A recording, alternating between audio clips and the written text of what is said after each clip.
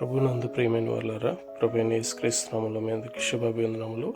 ఈ ఉదయకాలంలో కలువరి కృపాసన మీదకి మేము ఆహ్వానించుచున్నాను.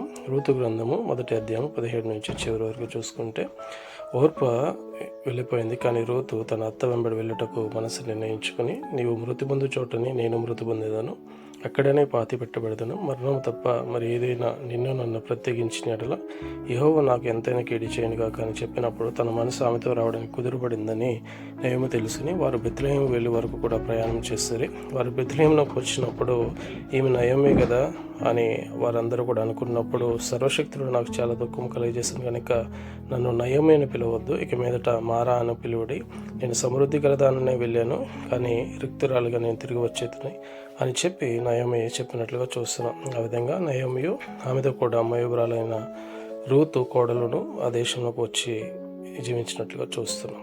ఆమేన్.